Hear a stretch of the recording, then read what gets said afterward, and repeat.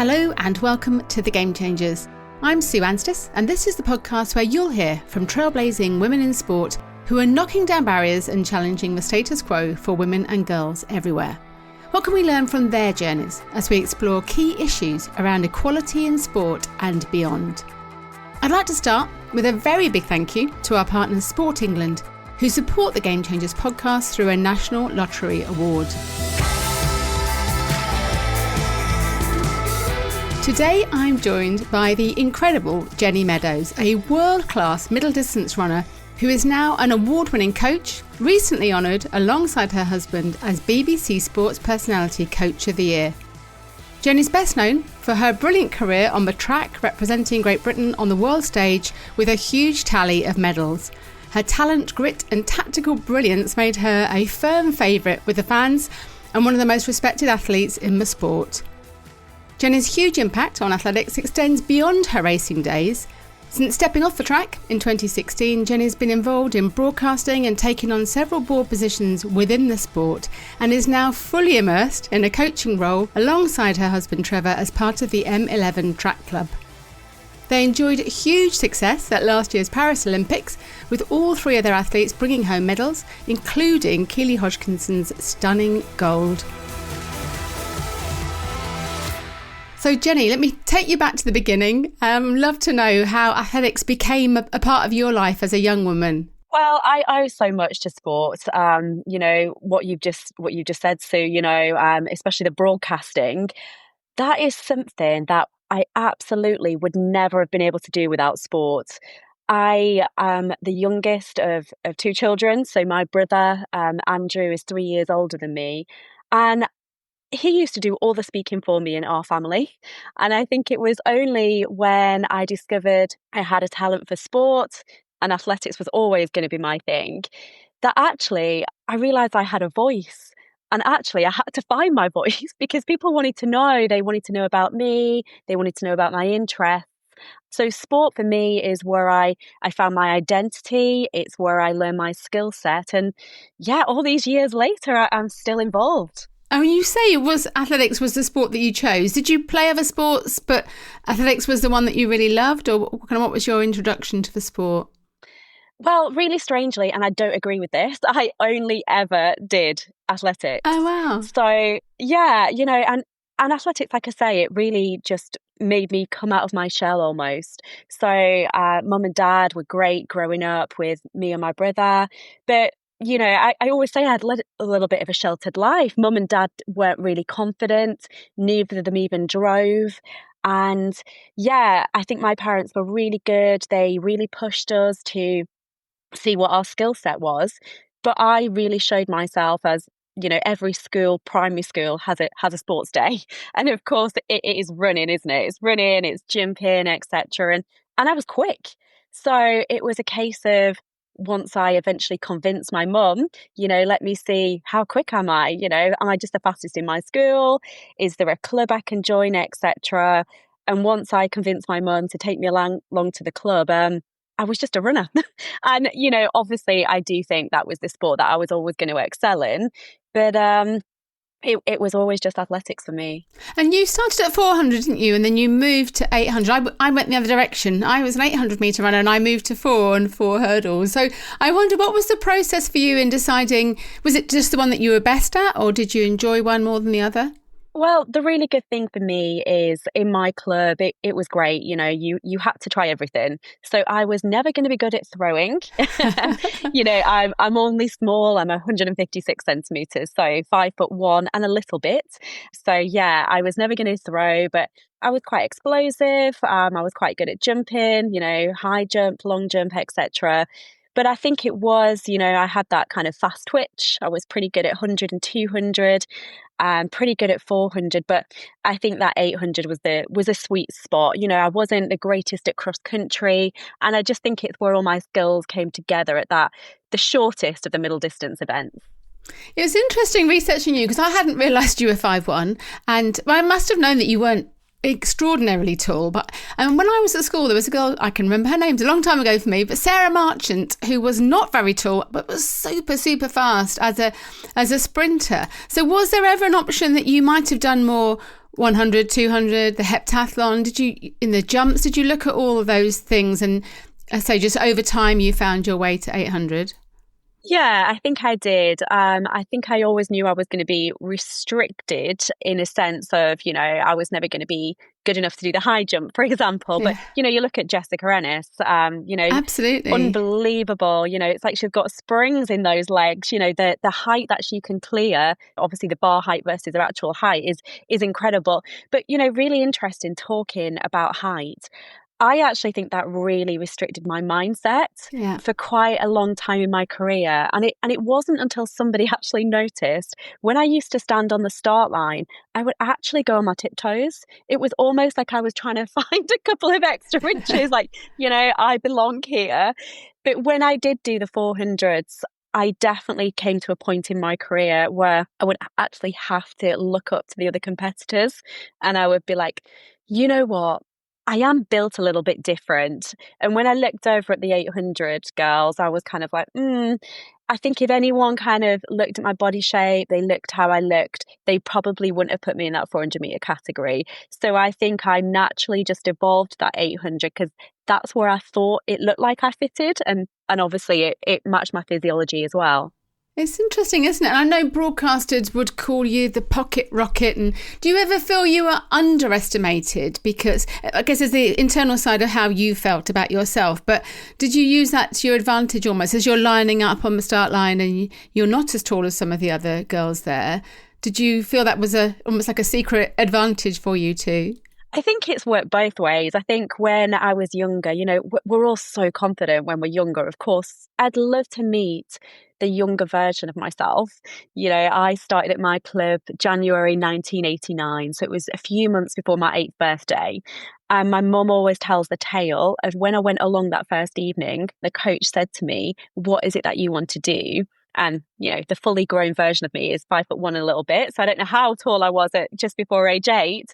But apparently my response was, I want to go to the Olympics. Now, Oh, yeah, he wow. just meant, what do you want to do tonight? What group am I supposed to put you in? What do you want to do? And I was there, the Olympics. I had that burning ambition. And I think he just thought, are you sprinting? Are you doing endurance? Etc. And it really sat in his mind. And he said to my mom, I can see she's talented, but she's definitely got that mindset because she's told me she wants to go to the Olympics. But I think at that age, if I look back in my career, if someone would say at the end of your career, you'll win a European Championships, you'll get a bronze in the World Championships, I think I probably would have thought that was quite a disappointment. Like, I'm going to win 3 of these Olympics, surely, and I'm going to get the world record. But, you wish you could keep that mindset throughout life. And I do definitely think coming from a very supportive family, I have to say, I know my mum is going to listen to this, but a family that were we had to step out of our comfort zone when I became a good athlete.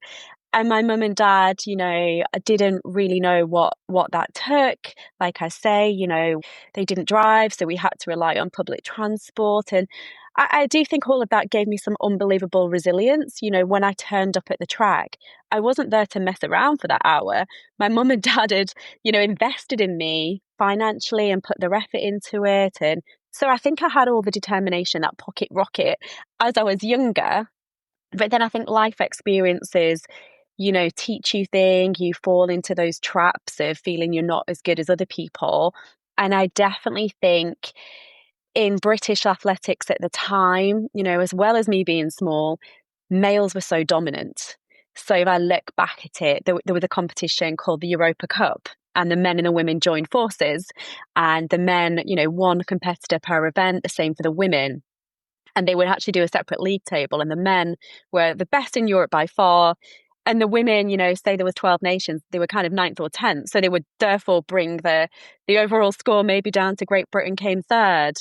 So I think because there wasn't the outstanding role models, there was definitely some role models, I know Sally Gunnell really well now, her husband coaches and, Sally, Barcelona 1992. I was 11. I remember that race. She beat Sandra Farm Patrick from America. And, I definitely thought Sally Gunnell, she's gone and done it. Denise Lewis, Kelly Holmes. But there just wasn't the amount of women, there wasn't the depth, they were kind of standouts, where the men there were so many. So I do think the combination of, that kind of theme that we had in Great Britain, the men were dominant, I was small, it really did take something for me much later in my athletic career. I started it just before age 8. I won my first global medal at 28. And I Wow. really think, yeah, I think it was a mindset. I think I just thought, it shouldn't happen to me. What makes me feel this, young girl who's smaller than everybody else thinks that she even has a place in this sport. So, really interested in my career. I adopted that attitude for so long. But now later in my coaching career, I feel like I've become the version of someone that I needed earlier in my life. And that's something I think I'm able to give to the athletes now. Did you work with a sports psychologist at all in the early stages of your career? Because that does feel like it's almost a mental, not a blocker, but that kind of not believing in what you were clearly capable of. No, I didn't. And sports science and, all these support services that we've got, they're widely used now. It actually wasn't till the year 2002, so August, when I won that World Championship bronze medal. It wasn't till the March of that year where Trevor actually said to me, "There's a huge blocker here, Jen. I see you do incredible things on the track in training, and it's just not transcending to competition." And I think I'd just really reached that low where I thought I could just train so much more and just keep going. And in training, the evidence is there, but there's just something stopping me. So, yeah, it was literally March 2009. I just, invested in sports psychology. I worked with an amazing lady, Sarah Broadhead, who used to work under Steve Peters, the chimp paradox. And I was just at that stage in my life where I was like, I need something else. And for me, Sarah just made me understand how my brain was working. It was kind of like, oh my goodness, like now I understand what is stopping me from reaching those performances. And it literally just changed my results going forwards. And if we go back to look at your career, who were the biggest rivals on the track at that time, and how did they shape your career too? Because that's also contributes to the winning of medals and places in finals and so on. Yeah, it does. I mean, at the time, I always used to think a bit as a negative, but it was a huge positive that I had such a good domestic rivalry. So there was 3 British athletes. There was Marilyn Okoro, Gemma Simpson, and myself. So fascinatingly, I only ever became the British champion once, which a lot of people indoors, I was the British champion, I think seven times, but outdoors, yeah, there was something about those championships to me again, which were a real blocker. So I went to many championships, but only actually won that one British title. But what I am proud about is once I went to all the championships, I was always the best performer at the championships. So Trevor did a good job of making sure I peaked at the championships. So that brilliant domestic rivalry was great. I coach some athletes from other nations at the moment, and they're the best in their nation. And they almost haven't got that kind of hunger. They've not got that motivation when they go to the national championships because they know they're going to win it. And, it's not an adrenaline fueled weekend. So I am grateful for it, even though at the time I thought it was quite annoying. And then again, on the women's 800 meters, there were so many brilliant women internationally, and there wasn't always a standout athlete. So you did know, if I get this right, if I get my tactics right, if I get my strategy right, there's medals up for grabs. So I do look back now at that, healthy competition and think at the end of the day, it did get the best out of me. Unfortunately, my career when I was at my very best was tainted with a few issues, with a lot of people doping. Obviously, the Russian doping scandal kind of broke just when I was towards the end of my career, and I've had subsequent medal upgrades or not so, which has been obviously quite frustrating. And then the whole differences in sexual development, came around as well. So I kind of thought, at the top of my career, I probably didn't quite get the results that maybe I deserved. But the counter argument to that is it did really challenge me. I can look myself in the mirror and think there was nothing that I could do that could have prepared me any better. So I did me as well as I could do me. But yeah, there's probably silvers and bronzes in my medal cabinet and lots of fifths where those results were quite tainted, and they should have been a little bit better. Yeah, it's so interesting, isn't it? I must say, in researching you, it kind of reminds you of where we were at that time. As you say, you were denied medals by athletes that you were then subsequently received them, but not in terms of being on a podium and, you know, having a national anthem, etc. But in some cases, they were upgraded. But I hadn't even realised this. But the World Championships in 2011, you reached the semi-finals. But all three Russian athletes that denied you qualification for the final were then disqualified for doping. So you didn't even get a chance to get to the final. How do you even begin to deal with that as an athlete? I mean, that's very mature, the way you've phrased how you did the best you could as an athlete. But did you ever question the point of it or think about stopping the sport? You know, really thankfully, I think I was quite naive to it. So again, maybe it is that mindset of, well, who do I think I am to think I'm the best in the world? So anyone who's beating me must be cheating. You know, that definitely was never in my mindset. But, you know, I trained really, really, really hard. I generally believe there was no one who trained harder than I trained. It was a huge, huge disappointment for me not to make that final in the World Championships in Daegu. And I had a couple of sleepless nights after it. And again, I didn't presume people had cheated. I really thought I'd failed. So much so. That's so sad, isn't it? That's so sad. Yeah, it's so sad. I look back on myself, and this is what I'm saying. I wish I would have had the version that I have now become for the other athletes, because it was very tough with Trevor and I, you know, husband and wife and coach and athlete. And that's not a situation that either of us ever really wanted. But I just think Trevor was the best person for me in my career, because that other coach that I was looking for didn't exist. So I guess Trevor saw me where other people didn't see me, and they didn't see my value. And, you know, coaching is about relationships and understanding, which he's great at doing. But it literally was kind of an emergency situation after that World Champs. You know, we got all the team together and we had a whole, right, look in your area, what did we miss? What about your area? What could we have done better? And we really, after that, were trying to change things. And, you know, we thought, okay, the bar has been risen and we've not, you know, stepped up to it. And then it was a couple of years later when it then was emerging about, you know, not just people cheating, but it was systematic doping. It was a whole country who, you know, were behind that, a whole national governing body, which you could never think that was even possible. And I think it was more then when it hit me that I actually thought, oh my goodness, you know, after then I really pushed my body, and I was already training enough, and I thought I was missing something. And then that led to a couple of years of injuries and heartache, etc. And I almost thought I was good enough. I didn't need to change anything. It's just people chose to do it the wrong way. And thankfully, social media was still in its infancy when I was an athlete. You know, I'd only hear a few comments, and it's that old thing, isn't it? There's 100 comments, there's 99 positives. And there was just one comment that I remember someone writing on a forum of, oh, you know, Jenny Meadows, she's getting this, you know, government money from the National Lottery. She hasn't turned up. She should give it back. She should pay it back. And it, you know, I felt a real responsibility. Because I was getting paid to be a full-time athlete, I took it seriously, and I probably took it too seriously. Every hour of the day I was thinking, what should I be doing? Is there something else I could be doing? I would never relax and, you know, watch a movie on the couch, because I'd stretch and I'd be, you know, thinking, what can I do? So I feel a little bit sad when I look back at it, and I kind of think I didn't particularly enjoy my journey in the sport. I put a lot of pressure on myself.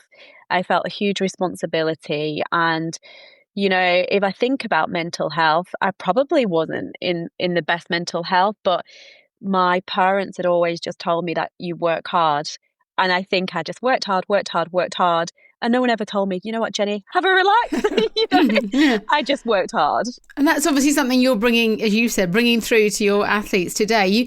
We talk a lot, don't we, about the success in elite sport being related to resilience. And you, as you alluded, you certainly had your fair share of injuries and tough setbacks too. So are you able to use that now? And I'm thinking about this actually in the last kind of couple of weeks or so with Keely's injury ahead of the Keely Classic and missing out on that world record attempt. But has it changed? Has your experience of injuries and dealing with injuries helped how you're able to support your athletes today? 100%. One of the first setbacks Keely had in her career, it was the World Indoor Championships. It would have been 3 or 4 years ago now. And I can really, really remember it. I was actually at the event and I was commentating, and I had kind of a 20-minute rest between sessions. And she phoned me and she said, okay, so I've got an issue with my quad. What would you have done when you were an athlete? And I said, well, you know what? It's a very different question that you're asking me, because when I was an athlete, I would have ran. But if you're asking me what I would recommend you to do, is I don't think you should run. It's a huge risk. If we look at this year and we look at the end of the year, and if we look back and we think what were the highlights, we wouldn't be thinking about the World Indoor Championships. We'd be thinking about the outdoor equivalent. That is the biggest goal. And I think I've definitely been able to use experience and remove emotion. You know, I give them a lot of emotion when they need it, but when it's decision making and it's, you know, strong leadership, I can just be really unemotional. And the impressive thing about Keely is, you know, she's way less emotional than I was when I was an athlete. The injury she's got now, you know, we helped her with it. We went through her apartment and we spoke to her about it, and you know, she cried a lot. And that's good, because I like to see that. I like to see someone passionate. I like it that Keely's the Olympic champion and she's not resting on her laurels. She's looking to do the next thing. She wants to be one of the best of all time, and maybe that's why she is going to be one of the best of all time, because she has got that switch off where she can be professional, and then she knows she needs to listen to her team and let them go away and do all the work for her. I kind of really didn't have that team, and because it was me and Trevor together, I kind of lived in that team and I couldn't really walk away from it all the time. So it was quite suffocating at times, but that wasn't Trevor, that was me. It was my hard work and not being able to separate it. But yeah, as a coach, I'm definitely a lot better at being able to say to people, no, do that, go away, be a human. We want you to be happy. Keely's gone off and done lots of really exciting things in London, but actually, I think I'm still the one with a bit of an empty stomach, and I'm thinking, oh, you know, it's such a shame that she's injured and this world record was on, and still I'm watching her do all these amazing things, you know, which is great, but I think I'm the one who's still suffering from the injury more than she is.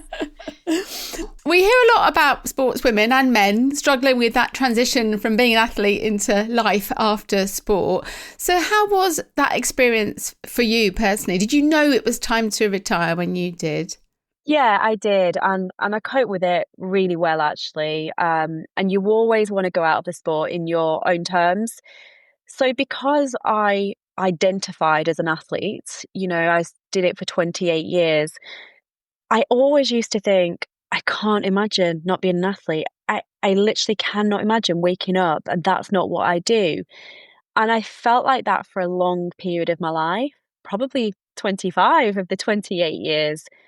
But I think age comes to all of us, unfortunately. So I retired quite late. It was, especially for 800 meters, I was 35. But the next generation had come along, and you know, I could see it. I'm really proud the last year of my career, I still did get an Olympic qualification time, but nobody else in the world did who were my age. So that's pretty impressive. But I think it's when I had the V35 next to my name, you know, veteran. I think that's a terrible term. In a lot of sports and in athletics, they call it masters athletics. I think master is such a nicer term for it. But yeah, I think it was like veteran. Oh gosh, right. Okay, I'm a veteran now. And my body did start finding it hard to recover between training sessions. I picked up a few kind of muscular injuries, which I'd never had in my career ever, you know. It was just like my body was telling me. But ultimately, I do look back, I think I did retire out of heartbreak. So the story about the Russians doping broke in 2014, and I retired in 2016. And I think as well as I coped with it at the time, I think there was something in my head just stopping me from going that extra mile in training. It's like I lost the belief. Some of the training sessions that you do are very tough, and I almost just couldn't push myself to that point where it was really going to hurt me, because I think I was protecting a broken heart. Yeah, that's so interesting, isn't it? And you can absolutely see that, can't you? Giving absolutely your all for everything when it's not quite as you always felt it was. Was coaching something you always felt you might go into? Was it something you were aware of? I didn't realise you were 35. I feel like I have researched you, I promise, but I didn't realise you were 35 when you retired. But had you thought about coaching? I mean, you've been a bit involved in coaching anyway. Yeah, and strangely, it was the last thing that I ever thought I would do. Oh, wow. Yes. So I remember having a conversation with Trevor. So in British athletics, you have your level 1, level 2, and level 3 awards. So I did level 1 when I was 21, straight off the back of doing a university course. And then the next year at 22, I did level 2. And then I think I was around about 28, and I thought, you know what, I might as well finish this off. I'm a perfectionist. I'll do level 3. And it made me feel more secure in myself. If ever I was doing any kind of mentoring or mentorship or any master class of coaching, if someone would ask me to go along and just show them drills and talk, I'd actually think, well, I've got a coaching qualification, I'm not just turning up as an athlete. But living with a coach, Trevor, when I retired, I kind of thought we were both retiring. I don't know why I thought that. And then he said to me that summer, well, obviously I'll still be coaching. And I thought, oh gosh, right, okay. So it was the next year where Trevor was still coaching, and then he was asking my advice a little bit more, asking me to mentor a few of the athletes. British Athletics asked me to be a team coach at some of the junior championships, so working with the 18 and 19-year-olds. And I think it just reminds you that actually what you know is the product of 30 years. And something that you take for granted is actually gold dust to somebody else. So I didn't know that other people didn't know things. So for me, all of a sudden I thought, oh, I'm quite valuable in this role. People want to hear about it. So a lot of what I did was periodic. And I have to say, it was Keely probably joining the group, which was in 2019, which is a really nice way that she joined the group, actually, and it shows a lot about Keely. So we only live 6 to 7 miles away from each other. So it's always strong women. Keely's mum, Rachel, reached out to me. I think we were friends on Facebook or something like that. And she started asking me a few questions. And not a pushy parent at all. I really liked her tone. She didn't tell me, oh, I've got this amazingly talented daughter. She was just asking me a few questions, and I researched Keely, and I thought she wasn't a standout. She was kind of fourths and fifths in the country and didn't really get on the podium many times, or if she did, she might snatch a bronze. And, she asked to join the group, and as soon as I met her, I thought, she has what it takes. She just had this lovely demeanor about her, a respectfulness, but she was just a winner. Do you know when you actually just see somebody and think, at age 17, she's got all of these attributes which I wouldn't have had at 17. Even when she sent me an email basically to say, do you think that Trevor would coach me? And then she'd only just learnt to drive, but her mum said to her, right, if you want to change groups and you want, Trevor to coach you, you have to go and have a word with your current coach. And, she drove to Joe and Margaret's house, who are absolutely brilliant, and they were in their 80s, and she drove there ready to have this very difficult conversation with them, which at 17 must have been very tough. But they're amazing, and straight away they stopped her and they actually said, actually, Keely, we're actually thinking we can't take you to that next level. So we're thinking that maybe you should ask Jenny and Trevor, could they Oh, help wow. you? Which is so, so wonderful that that happened. But just the very fact that her mum didn't hold her hand and say, Keely, you need to go and do this, and Keely was prepared to do that, I actually, getting to know Keely more, it made me want to get more and more involved in the coaching. And Trevor would ask my advice. I've obviously walked those steps before that Keely was going through. So it really, for me, had been a slow burner to get involved. And just because we've got nice athletes in the group, it's made me want to give more and more of my time. And how has that relationship transition too? Because obviously you're have different dynamics, don't you? You're married couple, you've got your parents, and then also you've gone from being that sort of coach athlete relationship to now co-coaching. So has that been easy to transition that through? Yeah, and I've got to say, Trevor is brilliant. For females to succeed, you need really good males who are prepared to, see the strengths in you and see the qualities in you. And Keely always says she can't be coached by a normal coach. And I always laugh and I think, what does that mean? But over the years, I think it means someone who's not just talking about high performance all the time, someone who actually knows you. They know your strengths, they know your weaknesses, they know when to talk to you about training and when to absolutely leave it. And you're not in that headspace today. Also, when to approach you about something, when to not approach you and give you a call later in the day, etc. And I think it is, a lot of people say those soft skills, and I hate that because communication, emotional intelligence, they are not soft skills. They're really important skills. And I think that's the difference between really strong coach athlete relationships, being able to put the human first. So I do really thank Trevor, and if he was listening to this, he'd be like, "Don't thank me." He's really grateful that I've become more and more involved in the journey. And I guess the one thing that I have probably done, and this has only been the last 12 months, is I've kind of said to Trevor, like, we can't keep saying this is Trev and Jen's group. we almost need a name and an identity and a brand.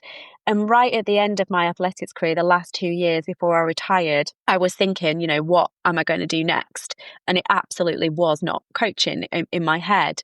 So I did a master's degree in sports marketing and business management. Wow, like you do. Just did a Yeah, master's, like, yeah. and I did it part time, just like the last 2 years in my career. So I think I've got that skill set. So I've said to Trevor, we've decided to call ourselves M11 Track Club, which is the postcode of where we train in Manchester at Sports City. And Keely herself has like really got behind that, and in fact it was Keely's dad, Dean, who came up with that name and came up with a logo with, the worker bee, which Manchester as a city have adopted. And again, I guess it's my values, which also the same as the Hodgkinson's values of working hard. Everyone in Manchester is busy as bees. That's where it comes from. And Keely herself always says nothing is given, everything is earned. You can have talent, but you've got to have the hard work and, like we say, the resilience and the beliefs and the values around you. So I think it has just kind of grown quite organically that I've just come more and more into the group. Trevor is definitely the one who does all the plans, and he decides, a monthly plan that every athlete gets, but he never gives those out without me sense checking them. Because I guess I'm the one who's run those sessions, or sometimes he has new ideas. And 99% of the time they're absolutely brilliant, but the odd time I look at them and I can kind of close my eyes and I think, okay, if an athlete's done that session Tuesday and then you put that Thursday, oh, that's going to be quite tough to get yourself back up mentally. And then I'll just say, oh, could we spread that out a little bit? Instead of 2 days turnaround, like I think 4 days turnaround will be a much better result for that session. And he has absolutely no ego. And he's like, right, yeah, absolutely. Sound great. And I also think he's really good because he also allows the athletes almost to have that as well. You never want an athlete obviously gaining full control and then, picking the sessions that they should do. But we've definitely adopted that kind of safe space. So if an athlete does get their training plan and they look at something and there's something that really worries them and stands out, and maybe they've had a bad experience on a session previously, we're really proud that they can come to us and say, I just want to check the understanding behind this. And we're very open to that, which is maybe why Keely doesn't think we're normal coaches. And how much do you think they've benefited the athletes? So I think there are 25 athletes or so in your group now. The 25? There is. Yeah. Yes, there is. And you're obviously having huge success. And we've mentioned Keely, but Georgia Bell and Sarah Healy and Lewis Davey, and was it about half of your athletes last year had international representation at senior and junior. How much do you think having a male and female coach leading that group helps them as well too? And obviously we're doing a lot of work within the space of female coaches and promoting that too. But that kind of having both, do you think that has a big impact for your athletes? Yeah, absolutely, I do. And I think part of the reason that I never thought I would go into coaching, in athletics, is there aren't a lot of female coaches, especially not in the high performance area. We have a brilliant resource called The Power of 10, and you can go and you can look at athletes in, every discipline in Great Britain, which is great. And you do see it's the younger age groups, it's the under 11s, the under 13s, the under 15s. And there's quite a lot of athletes who have female coaches. But then you go up to the senior team, and at World Championship level, if Great Britain would take maybe 60 athletes to the World Championships, there's probably 3 of them coached by females, which is really poor, and it's not good enough. In America, for example, in the collegiate system, there's so many female coaches. And I went out to Boston and New York recently, and just seeing the female coaches operate in that area was so nice for me to see.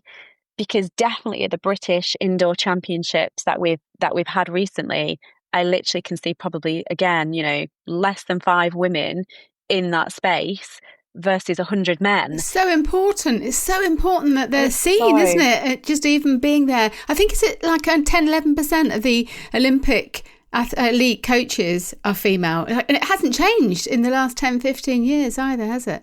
It hasn't, and there's some amazing women, and I've definitely had conversations with some women who have had athletes, coming onto some of the junior teams, those under 20 European or world junior teams, and they've said to me, I'm doing really well, but I'll have to pass those athletes on soon, and I've literally grabbed them by the arm physically and been like, no. You're doing such a great job. Why? What are you missing? Oh, well, I know there's going to be a male come over to me at some point and say that I've never took anyone to that level, but it has to start somewhere. Nobody has ever took anyone to that next level before you have. So It has to be like that. So I think in our training group, there are some people naturally who would come to me before Trevor and vice versa. And I think it's just either personality or somebody who you maybe just feel a little bit more confident with. I know Georgia Bell, for example, Georgia Hunter Bell, now she's got married, she calls us Jen and Trev. She's kind of, no matter who I go to, they give me the same answer. They're on the same page. So we've got a little WhatsApp group with her, and you know what? It's literally who's available, who's going to respond first. And she goes with it. She doesn't need to double check, like, does the other one think the same? Like, whoever gives her the answer, she's like, I'll go with it. So I do think it is great because there's lots of different personalities. Everyone's completely different. And if somebody just resonates better with the other one, we don't take offense. Keely might FaceTime me about something that she's doing in her life, and it's nothing to do with training. And sometimes I tell Trevor, sometimes I don't. It's just a really nice environment. But I've actually become really passionate about driving this female coaching space because you absolutely have to see it. And I was quite inspired when I went to America to see, a lot of their teams at collegiate level, they'll have a male team and a female team. And it doesn't necessarily have to be the female is the female coach, but in every single collegiate team in the US, there's a female coach. And I think visibility is so, so important. And we're so grateful to you for being a patron of the Women's Sport Collective new coaching hub for female coaches. I messaged you and you kind of came back the same day and said yes, which was amazing. Of course. And we have had an incredible response from women across a whole range of sports, which is brilliant. But as we say, we've seen that progress, but we're not seeing it necessarily in that gender equality at the top level of coaches, really. So if you had a magic wand and you can do anything, and I realise it's a really complex question to ask because it's not just the women, it is about the ecosystem that exists. Yeah. But are there things that you've seen, especially within athletics, that need to change to enable us to see more of those women retaining those athletes? And sorry, I'm just jumping ahead, but that's really interesting, isn't it? I hadn't even realised that recently until I've immersed myself more in this space. But athletes being poached by others from their coaches that they've had for a long time, and then those athletes feeling that they're not going to progress on through. There was a lovely athlete, wasn't it, recently, who came back to his female coach in Wales and then had huge success. Yes, Jeremiah Azu. Yeah, I should know his name. I don't, and her name. But it was fabulous that was celebrated. It's like, actually, of course she could take you there, but actually being kind of sold something that's unattainable through a female coach. Yeah, I think it is that storytelling, because I think it is, there are so many positive stories, but they are just not really told. And I am one, obviously, I never feel like we should push women up just for the sake of it. But I do think there has been some amazing initiatives where we are trying to empower people and we are trying to give women that voice. So I do think pushing women's coaching certificates, for example, is great. I'm obviously willing to share my experiences, and maybe even my experiences saying, I've been accepted in this space.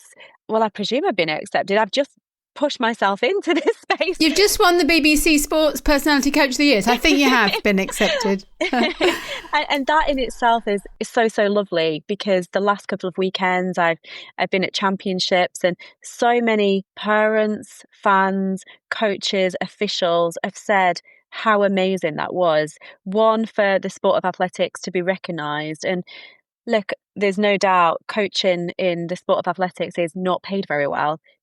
You're a volunteer, and Keely's first Olympic medal was, me and Trevor were volunteers. We've found a couple of ways to be able to fund ourselves, but we're not being paid money if you were in a bigger sport. So I think that's been amazing for coaches, because so many coaches have said that's given them a real boost and really helped them to think, oh, okay, if I do well in the sport, it will be recognised nationally. But I think going back to that female space, I think it is just women empowering women, just those informal conversations where I say I physically grab people by the hand and go, no, stop it. Don't adopt that mindset. You can be absolutely amazing. And I think the Jeremiah Azu with his coach Helen is one of those great stories. And I'm glad that has got to you, Sue. So that has obviously been there and that's publicised, which is great. But I think it is just more women just being prepared to be in that space. And just, again, what this whole podcast is about is getting those messages out to people that women have got so many great skills. And Trevor is grateful that I am helping him, because he cannot do this on his own. We've got a great number of athletes, and like I say, athletes differ through values, beliefs, things that they've been through in life, and having that male and that female is just a brilliant opportunity for people to gravitate towards what they need to get the best out of themselves. And what's your ambition for the future for you personally as Jenny in terms of your own development and evolution? And I know that you're also a mother and you've got the M11 track club and so on, but have you got ambition to get more coaching qualifications and to do more in that space? Yeah, it's interesting because I think sometimes you do forget yourself. And only a couple of weeks ago, I said to Trevor, sometimes I have to remember that I'm Jenny. So I used to be Jenny Meadows, the athlete. Then I was kind of Keely's coach, Trevor's wife, because Trevor was getting all the plaudits at first before I was fully engrossed in the coaching, and then Arabella's mum. So I'm doing a little bit of work with the BBC on some of the athletics, and it's something where I think, you know what, I need this for myself. People do remember me as an athlete, and I think it's people appreciate the whole full circle, because I think they do know I didn't always get the results I deserved because of people who've chose to cheat. So now people think it's a few people have reached out and said it's just so nice that I'm now involved with Keely and she's getting a medal. So the whole experience of me isn't being wasted. And there is some things that I would like to do. So I've been speaking to British Athletics recently. We've just put together a coaching group. We'd never had a coaching group before. And I think I was only one of two women in the room. There was about 50, but I was one of the spokespeople who was talking to the wider group. So we're a group of 9 coaches. There's 2 women on that group, myself and another coach, Kate Rooney, who's a pole vault coach. She's based at Loughborough. And we were speaking to the wider group about what we would like to do. And one of the things that I do really want to push is just having more females in this space. I feel I'm definitely an all or nothing person. So I'm either in it or I'm not. So I fully integrated myself into coaching. I even changed my bio on Twitter X and I put coach. And my brother even stopped me and said, oh, you've took things off there. You've not put that you're a commentator or that you host events anymore. But I guess it's because I'm really just putting myself into this coaching space now. So maybe it's a mindset change for me that I have to say that's what I'm doing. So then I can excel at that. But definitely getting more female coaches working together, them feeling that they can move up to that next level. It's not going to notice, which is great. That BBC Sports Personality Award is kind of, people in Europe know about it, and I'm definitely getting contacted now. Can I speak at a European conference, and can I go and talk about this? And obviously I'm giving as much as I can to my athletes, but I am trying to find space for that, because athletes, it's their career, and as much as I'm helping them and I'm a coach, it is about legacy. And if I don't do my bit while I've got this opportunity, then I'm not paving the way for others. So yeah, I'm desperately trying to make sure I find enough time to fuel this agenda as well. That's very exciting, isn't it? And I do remember hearing you talk about Keely from Paris last year. And I think they interviewed you a number of times, kind of coming back and talking and so on. And I just wondered what it was like being in Paris as a coach in comparison to how it was as an athlete. Is it as enjoyable, more enjoyable? Do you get more nervous? More enjoyable, because I did used to put a lot of pressure on myself. With Keely, I never get nervous because I just know she's got that mindset. And actually, the day of the Olympic final, we almost had a little fallout because she was telling me that she was really going to go for it in the final and try and run a PB. She was trying to run 1:53. And you never want to tell an athlete they don't think you can do that. But, I did put it to her that was her 3rd race of the championships. It wasn't a one-off race like a Diamond League. She wasn't going to be paced. And the goal was to win that gold medal. And yeah, she kind of wasn't entirely happy with what I said. But then warming up for the race, she was kind of like, oh yeah, I can feel that semi-final in my legs, etc. So it was definitely a case of me meeting her family before the race, her family and friends. So many people came out and they were all nervous, etc. And I was like, guys, look, she's going to do it. And they were like, oh, thank goodness you've come and told us. I was like, she's going to do it. I'm not even bothered. Like, I 100% know that she's going to do this. And we've focused on it so much. Everything's in place. It's great. And to this day, I've not cried. I just can't. I've got no emotion, which is so sad, because she just did what I expected. But Georgia, on the other hand, honestly, I acted in such an unprofessional way that I didn't even know I was possible. I was stood on the seat screaming and people behind me were like, what is that woman doing? And I literally had to turn around and go, our athlete just won the bronze medal. She just won the bronze medal. And I was way more excited about that because it was exciting. It was something that was a hope, but definitely not, absolutely pinning my hopes on it. And for me, that was the sheer joy of being able to, yeah, just enjoy something and experience something. And I could not have been more excited if that was me. So that shows me that I'm so excited by this sport. It's still got me, it still grabs me, and that's why I want to invest into it.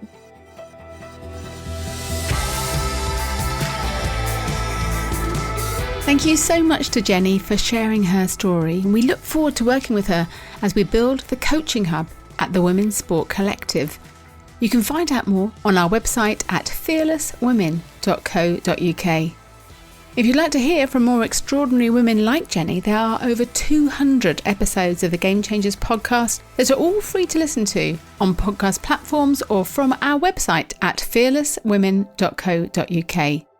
Guests have included female coaches from a range of sports, including rugby, football, cricket, netball, hockey, tennis, cycling and canoeing, along with elite athletes, entrepreneurs, broadcasters, scientists, journalists, CEOs, all women who are changing the game in sport. As well as listening to all the podcasts on the website, you can also find out more about the Women's Sport Collective, a free, inclusive community for all women working in sport. We now have over 10,000 members across the world, so please do come and join us. The whole of my book, Game On, The Unstoppable Rise of Women's Sport, is also free to listen to on the podcast. Every episode of Series 13 is me reading a chapter of the book. Thank you once again to Sport England for backing the Game Changers and the Women's Sport Collective with a National Lottery Award, and also to Sam Walker at What Goes On Media, who does such a brilliant job as our executive producer. Thank you also to my lovely colleague at Fearless Women, Kate Hannon. You can find the Game Changers on all podcast platforms, so please do follow us now and you won't miss out on future episodes. Come and say hello on social media, where you'll find me at Sue Anstis. The Game Changers. Fearless Women in Sport.